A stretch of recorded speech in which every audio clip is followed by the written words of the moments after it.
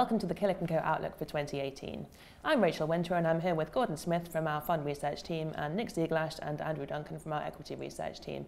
And we're just going to be talking through some investment themes that we'll be looking at for 2018. So, Gordon, first of all, it's been a very strong 2017 so far, and we've seen a number of indices around the world hitting record highs, particularly in the US. So how do you feel about valuations at the moment, and what areas of the market will you be looking at for 2018?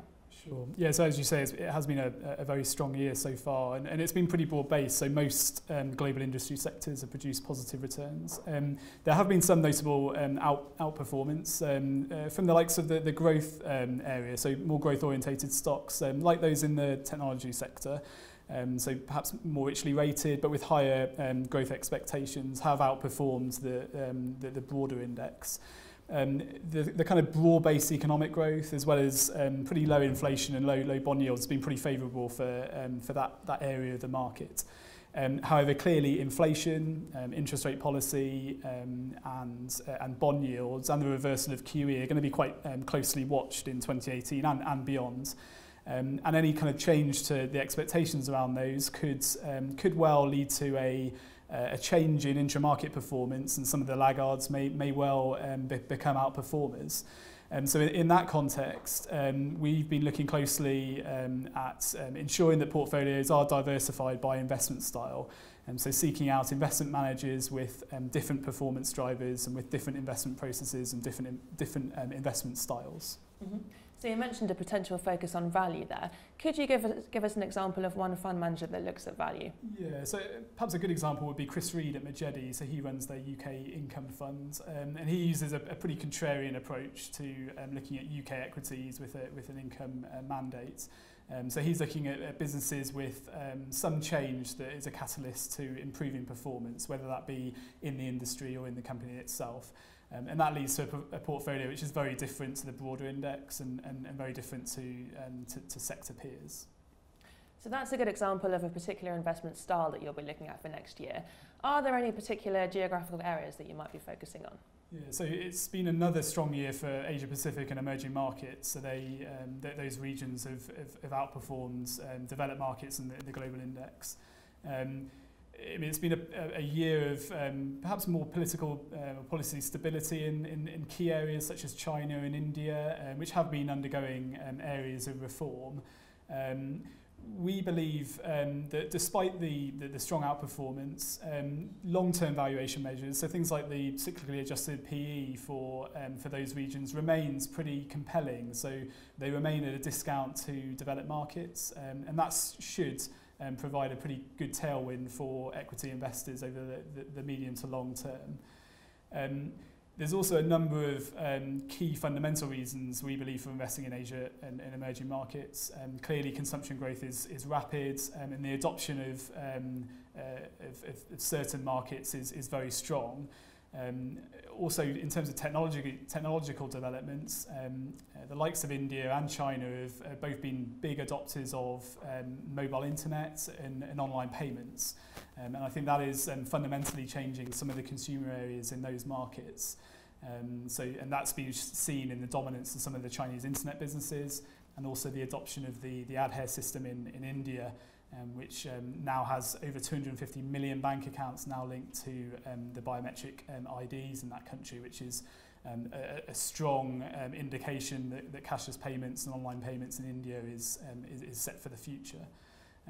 In that context, we initiated coverage on a new emerging market fund from Newton, their Newton Global Emerging Markets Fund, which we believe is well set to benefit from the themes in the emerging markets. So you've mentioned electronic payments as a theme there. And Nick, I know that that's something that you and the equity research team have been looking at for a couple of years now. So is this still a theme that you will continue to look at for the next year? Yes, this is a theme that we think does continue to play out over the next number of years, both in terms of the shift from cash payments to electronic payments in the traditional payment system, as well as the emergence of alternative payment systems. And we feel this is going to be driven by a continued shift towards e-commerce, the emergence of mobile payments, increased use of contactless payments, and just consumers looking for increased convenience. And the key question, how are you getting exposure to these trends? So we like the traditional payment system, so the likes of Visa and MasterCard, with Visa being our preferred play there. And we think they have a very strong sort of competitive moat in terms of connecting millions of merchants to literally billions of card users globally. We also like the alternative payment systems, specifically PayPal. We think it offers a fantastic combination of convenience and security to users who want to pay online without entering their credit card details into every site. And PayPal has actually emerged as a partner of the traditional sort of card processing networks, whereas previously we thought it might be a competitor. It now is working far more closely with them. So we think the two do coexist quite nicely together. And as you said, electronic payments is a theme that has been on your radar for quite a few years now. Can I just ask how the payments landscape has changed during the time that you've been looking at it? Well, I think originally we felt that emerging markets payment systems would develop in a similar way to developed markets. In other words, you'd see a movement from cash towards card-based forms of payment through the sort of formal banking system. But what has actually happened is that emerging markets appear to be leapfrogging what happened in developed markets, driven specifically by China, where the emergence of payment systems from the likes of Tencent and Alibaba, which use mobile, have changed the landscape. So basically these allow mobile users to pay both online and offline using the mobile and without having to sort of touch the formal banking system at all. So lots of ideas there on how to play the electronic payments theme. Andrew, obviously you cover quite different sectors to Nick, and at the moment I believe you're looking at challenges facing the global healthcare industry. Could you give us a bit more detail about that? Yeah, sure. So what we're seeing in the global healthcare industry is an ongoing rise in spending globally. So Deloitte have estimated that from 2015 to 2020, global healthcare spending will move from $7 trillion to about 8.7 trillion. We think this is sort of an unsustainable rise. Certainly looking out even further, it's driven by lots of things: increased life expectancy, more expensive healthcare costs, higher prevalence of chronic diseases such as diabetes and heart disease, all of which are sort of forcing healthcare payments to continue to rise. And you said that's unsustainable. So what do you think the industry is doing to combat that? So we've seen over the last few years that healthcare payers, that's traditionally governments or health insurers, have focused on bringing the costs down unsuccessfully, really, with a particular focus on cost of drugs, which are actually a very small part of the overall payment system. So because this has been successful, we're now actually seeing a shift towards something called value-based or outcomes-based healthcare. And outcomes-based healthcare effectively aligns with financial incentives, the cost of treatment and the quality of treatment. So by keeping patients out of hospital, which is traditionally very expensive, healthcare providers can actually share some of the financial benefit that the healthcare payers receive. So lots of detail there about outcomes-based healthcare. What companies in particular do you think could benefit from this? So I think one of our favourite ways to play this is United Health Group, which is a US-based health insurer, which also has a data and analytics business, which is growing very quickly. So on the healthcare side, they have access through all of their history. They have access to tens of millions of medical claims and medical patient records. And by being able to run that through their analytics and data business, they're able to sort of pinpoint effective, cost-effective treatments, the best drugs, the best hospital to use, all of which actually mean that patients get better treatment and costs of healthcare come down. So that business is growing particularly quickly. I think over the last 6 years it's grown about 20%, over 20% annually. And the company themselves have forecast that the growth in that addressable market is significantly higher than where we are today. So on the equity side, we've got electronic payments and we've got outcomes-based healthcare. Something else you've also talked about quite a lot recently has been the future of the car. So could you perhaps give a bit of comment about that? We see some of the changes in the car industry over the next 10 years as being one of the most disruptive themes that we look at currently.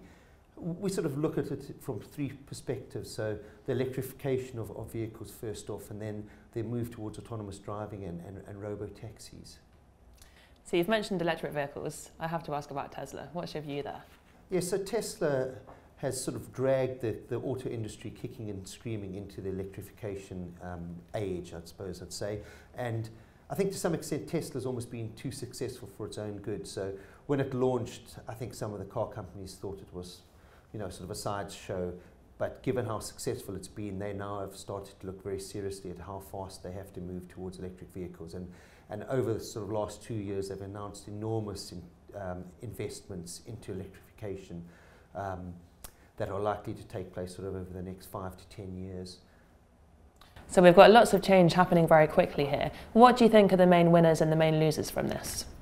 So sort of the main auto manufacturers, I think the question there is more sort of what sort of returns they will generate off these massive investments that they need to make.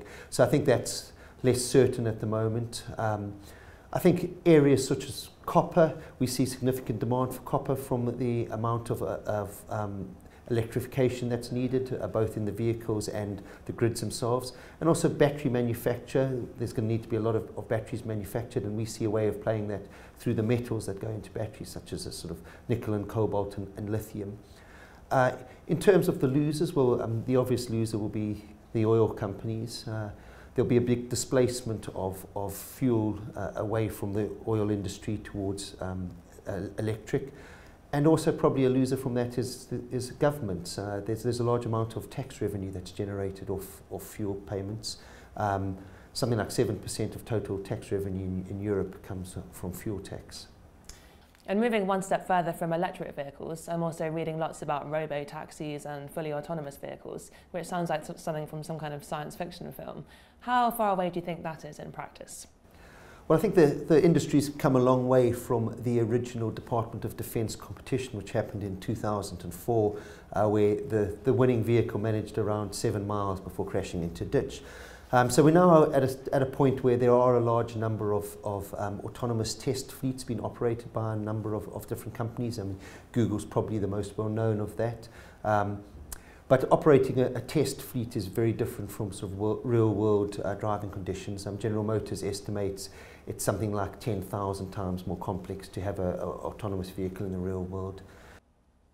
So lots of equity ideas there, but at Killik we do promote diversified portfolios, and obviously there are many investable assets outside of the equity market. So Gordon, can I ask if there are any alternative assets or non-equity ideas that you're looking at for 2018?